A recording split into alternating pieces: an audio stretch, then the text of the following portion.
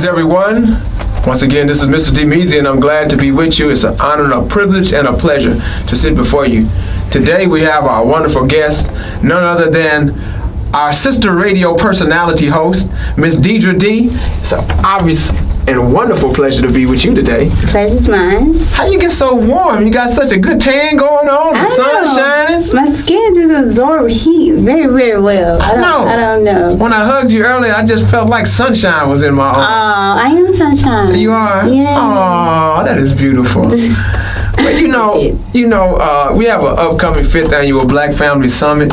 Right. It's going to be at Jackson State on June the 6th. And I'm sure you have gained some level of familiarity. Yeah. Tell us, when you first heard about a Black Family Summit, what came to your mind? A whole bunch of people talking. Talking at one time, I'm familiar with what summits are. So the Black Family Summit was like, well, okay, amazing. Somebody's talking to us about us. Right. So that was the first thing that came to my mind, that, okay, now we get to understand why we do some of the things that we do, or understand us a little bit better.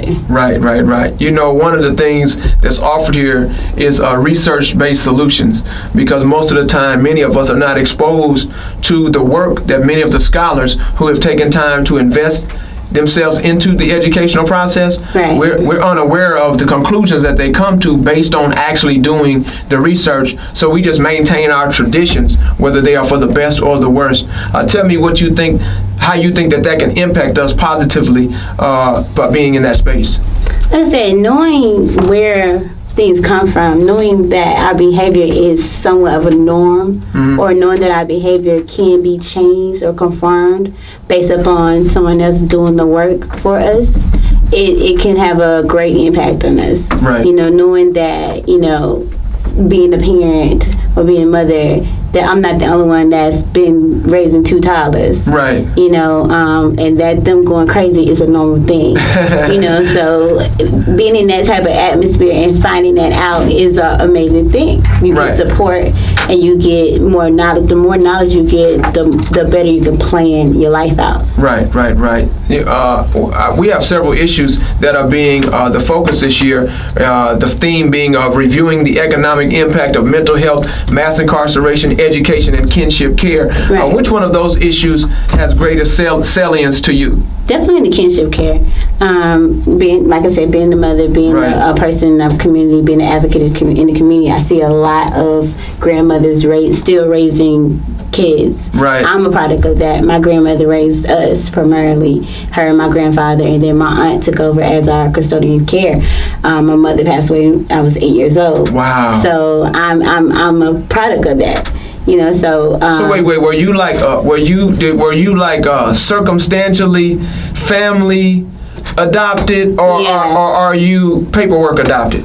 We are family adopted. Yeah, right, because it happens often, right? Yeah. Right, where the child is in a situation that obviously they can't do it, right? And so the family steps up and plays that role, right? Right, yeah. Exactly. So now when you mention my mother, or when I mention my mother, it's actually my mother's sister that has taken on the role of mother for us. Wow. And like I said, my grandparents primarily raised us, but then when it got too much economically, me and my 3 sisters had to be split up. My sister stayed with my grandparents, and I had to come here to Jackson to live with my aunt, who I call my mother. So financially, the burden would be lifted off of my grandparents. Wow. Because at that time, my sister had a child. She was 12, got pregnant at 12, had a baby at 13. So that means now it's 4 of us. So one of us had to go. So me not having any attachment primarily to that place, I was like, oh, I'll do it. So I left and came here to Jackson. Wait, hold on. I heard something. I don't know if the audience heard it. You just said that somebody was 12. Yeah. And had a baby at 13. Was that the same one raising y'all? No. Okay. That was my older sister. Whoa! No, my older sister, it's 3 of us, 3 girls. My older sister had baby at 13 years old. There we go. Yeah, and so when the financial burden was of 3, there we go. It was, kind of cool or whatever, right. but tough, but cool. But now it's 4 of us. And one of them is a baby with extra attention. Yeah, right. Extra attention, extra financial obligations, because there's diapers, there's formula, there's medication, right. There's everything else included with that. And a young person who's totally ignorant about that process, right? Totally. Still a child themselves, still growing up. Raising babies. Right. So in that aspect, something had to happen. Right. So then we get split up. So now it's y'all over here, and I have to go down here. So that leaves my aunt to raise us. And, people did what they had to do. The community pulled together for us, but it was still hard. Right. And mentally it was hard because I'm separated from my sisters.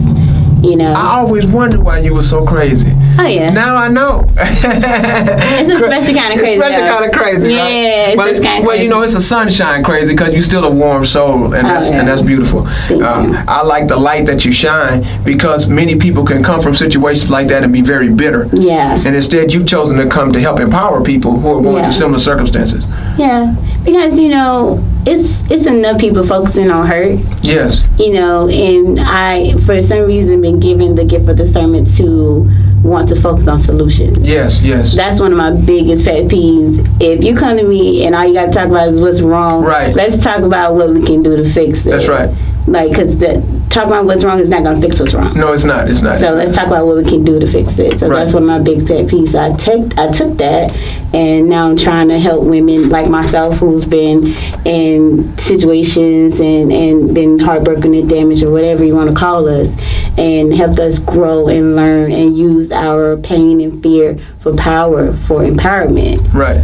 So that's why kinship care is so adamant to me, because even in our community now, we have aunties, uncles, and grandmas, and some great grandmas raising kids. Right. So that are not their own. That's right. Yeah, one of the issues that was of great concern to me is that we find that when grandparents are able to be the support for the primary parent, it goes better for the child. But when the grandparent has to be the primary support, where are they going to get the support from? Right. Okay. Yeah. And so it creates all type of problems, not only in terms of the financial component, but in terms of the social component of being so many years apart, not being able to keep up with certain trends, and having expectations that are oftentimes more appropriate for a different era than for now. That generational gap is there. Yeah. That generational understanding is there. Yes. And that leniency is not there. So a parent, let's say I have 2 daughters. Right.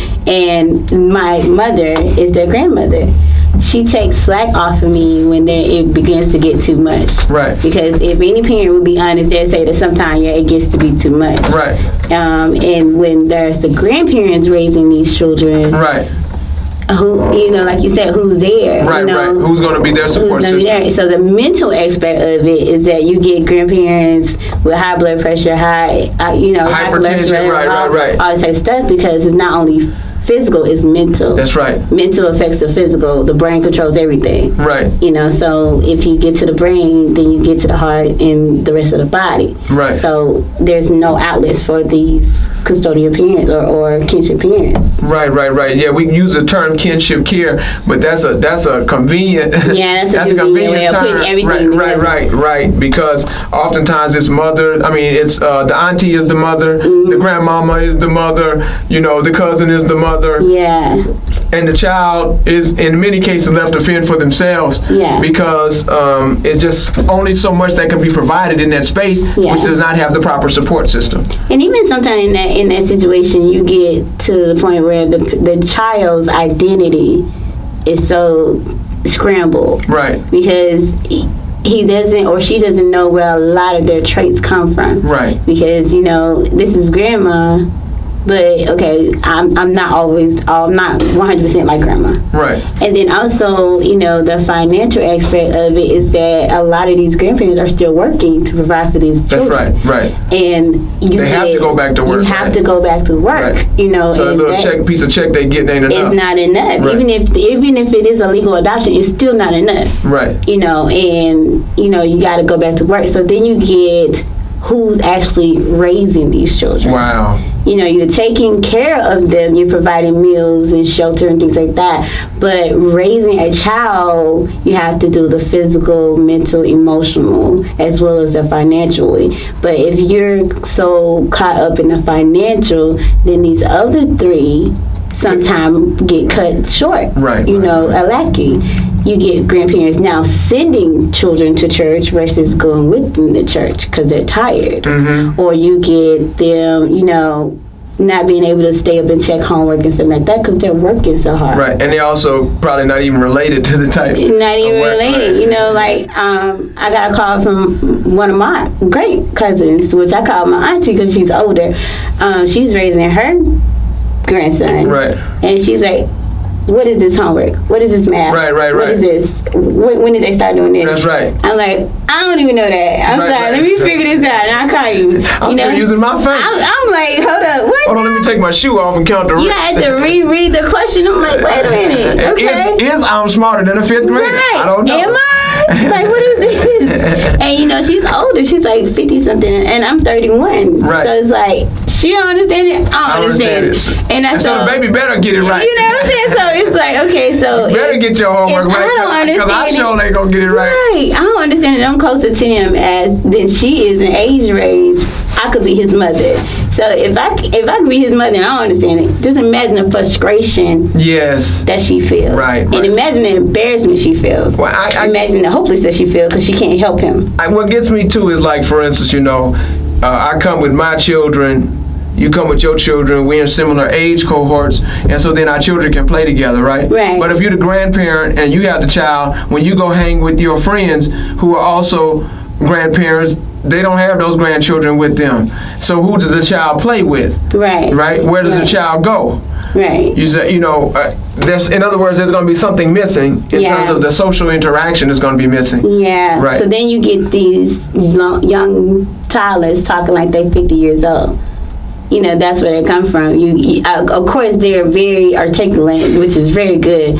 But then you get them with subjects they shouldn't know about right now. Yeah, you're right. You know, they get into things that they should. I don't know, man. I got to say, I kind of rather have the grandparents' social disorder, social dysfunction than I would some of these young parents. I mean, the young parents are smoking and drinking in front of their children. Yeah, that is true. Strip club music, the demonic stuff being played right there in their children's ears. Yeah. And many times they don't even know no better. Right, sometimes they don't smoke and drink, but their friends that they hang around do, and they're doing it right in the midst of not only their child, but those children. Other people's children. Right. Yeah. And so it's like, which of course, if you're not looking at it in a long range view, you don't see nothing wrong with that. Oh, ain't nothing wrong with that. We just out having a good time. Yeah. Without realizing the child is sponging up all of this stuff. Everything. Right? They're sponging up. I mean, everything. Because when you're born, you come in as empty as nothing but a spirit. Yeah. Nothing but a spirit into a body. Yeah. And you're implanted in a place where you're supposed to gravitate all of that knowledge and wisdom from your parents.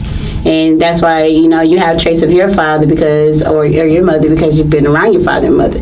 And you may not even recognize that, I act like my mother and my father. Right. But with these young children that are raised by grandparents and aunts and things like that, it's like now they're acting like the grandparent and aunt. You know, even with my children, my baby is 5, and she comes home talking like my mom. Yeah. You know what I'm saying? Hey, baby. Hey, honey. I'm like, where you get that from? Right. No, they're great. No. Take that back. You know, but it's because she's been around them and she's soaking up everything. And people say that I'm too protective of my children, but I say I'm not protective enough because I don't allow people to do certain things around my kids because I understand that everything you do, if it sparks something in them, they're going to gravitate towards it. They're going to go towards like moth to a light. Right. You know, so kinship care is one of those things that we have to focus on. Right. And, you know, and it says to take a village to raise a child. Imagine how many villages it takes to raise Jackson's children. Yeah. You know, we have a serious situation here. Yeah. The Black Family Summit offers us an opportunity to get certain core bits of information to help put inside of the institutions and the organizations and the groups that we have some control or influence over. And if we get this information, then we're able to, of course, make ourselves better. You have any final closing words?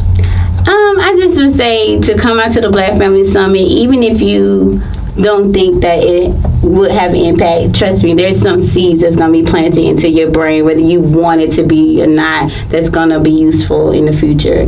So just come out and enjoy what you learn. Take something back, because a smart man once told me there's 3 things that changes your life. It's the people you meet, the places you go, and the books you read. And I equate that to the information you receive.